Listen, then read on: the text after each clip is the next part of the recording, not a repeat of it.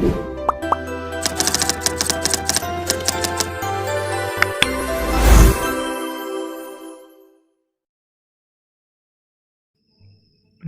algoritma ID3 untuk diagnosis penyakit saluran pencernaan pada balita. Algoritma ID3 atau Iterative Dictomiser 3 adalah sebuah metode yang digunakan untuk membuat pohon keputusan yang telah dikembangkan oleh J. Ross Quinlan sejak tahun 1986. Algoritma ID3 melakukan pencarian secara menyeluruh pada semua kemungkinan pohon keputusan. Algoritma ID3 berusaha membangun decision tree pohon keputusan secara top-down dari atas ke bawah. Struktur pohon keputusan terdiri dari root node, node akar, internal node, node cabang, dan leaf node. Pembentukan pohon klasifikasi dengan algoritma ID3 melalui dua langkah, yaitu A. Menghitung nilai entropi. Konsep entropi digunakan untuk mengukur seberapa informatifnya sebuah node yang biasanya disebut seberapa baiknya. Rumus entropi yaitu entropi dalam kurung S sama dengan min P ditambah log 2P ditambah min P dikurangi log 2P. Keterangan S sama dengan himpunan dataset kasus P plus jumlah label yang bersolusi positif atau mendukung dibagi total kasus, P min jumlah label yang bersolusi negatif atau tidak mendukung dibagi total kasus. Selanjutnya B. Menghitung nilai informasi gen dari setiap variabel. Informasi gen adalah kriteria pemisahan yang menggunakan pengukuran entropi. Informasi gen digunakan untuk mengukur aktivitas suatu atribut dalam mengklasifikasikan data. Rumus informasi gain yaitu gain A entropi S sum 1K SI S entropi SI. Keterangan S ruang data atau sampel, A atribut, SI jumlah sampel data, S jumlah seluruh sampel data. Entropi SI untuk sampel-sampel yang memiliki nilai I. Assalamualaikum warahmatullahi wabarakatuh. Perkenalkan, nama saya Rifki. Saya akan melanjutkan presentasi dari teman saya, yaitu presentasi sistem. Nah, kita lanjutkan untuk contoh kasus A. Sesaturan penyakit gangguan saluran pencernaan pada balita. Nah, nomor satu itu penyakitnya ada intoleransi laktos. Gejalanya mual, susah tidur, kram, perut, buang angin setelah menyusui, perut kembung. Yang kedua penyakitnya adalah diare. Yang gejalanya mual, lemas, fas cair, BAB lebih dari 3 kali. Yang tiga itu penyakit mah atau gastritis. Gejalanya adalah sebah, mual, muntah, panas hitam, sesakan, bibir atau kulit bayi. Yang keempat penyakitnya adalah disentri. Gejalanya mual, muntah, lemas, atau lemah, panas tinggi 39-40 derajat Celcius, kram perut, fase berdarah.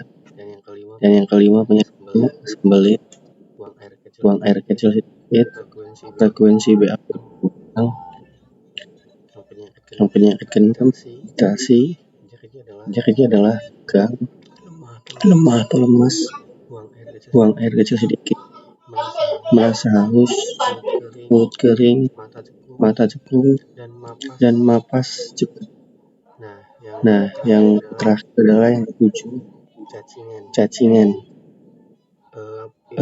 Itu gejalanya adalah lemas atau lemah, gatal di sekitar kantong, kesadaran menurun, ubun-ubun cekung, dan cengeng atau lanjut.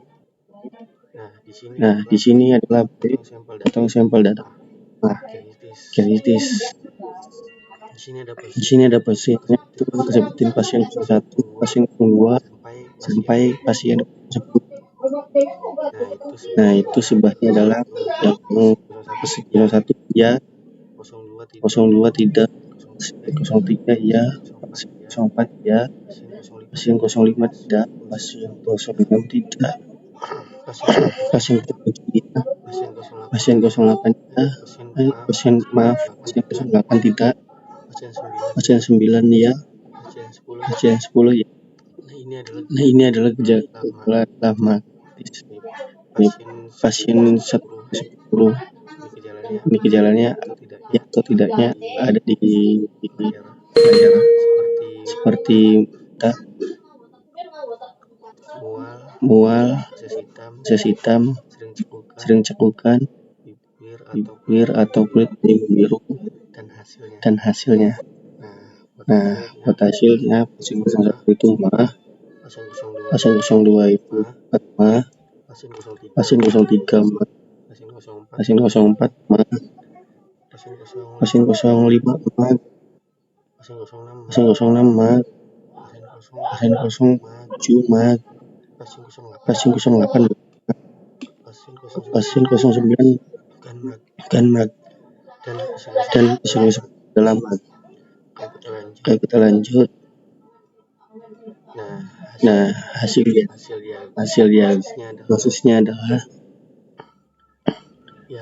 yang pertama sebaik poinnya 6 dan tidak 4, yang mah 5 dan tidak mah 2, yang ya atau bukan 1, dan yang 6 bukan adalah 2.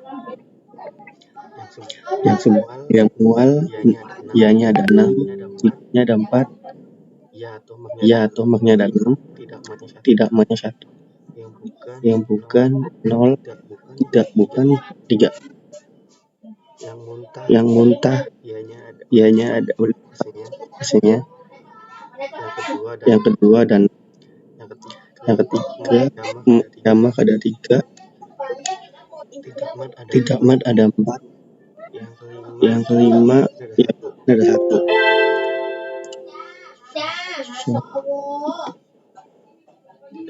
Tidak bukan ada 2. Nah, akses hitamnya hasilnya ada 6, yang tidak ada 4, yang mah ada 6, yang tidak mau ada 1, yang bukan ada 2, tidak bukan ada 3. Ya, yang sering cekukan adalah ada 5, yang tidak 5, yang mah ada 3, tidak mau ada 4, ya bukan ada 2, tidak bukan ada 1, yang bibir atau kulit wajah membiru ya ada 3, tidaknya ada 7, yang mau ada 3, tidak mau ada 4, ya ya atau bukan ada 0, dan 6 tidak atau ada 3. Nah, presentasi dari saya kurang lebihnya akan lanjutkan teman saya. Wassalamualaikum warahmatullahi wabarakatuh. Setelah memperoleh hasil diagnosis, selanjutnya melakukan perhitungan entropi dan nilai. Yang pertama, kita melakukan perhitungan entropi pada penyakit mah itu sendiri. Dalam data, nilai positif yang berarti ya yang mengandung atau berpositif penyakit mah itu ada 7, dan yang negatif mah itu ada 3.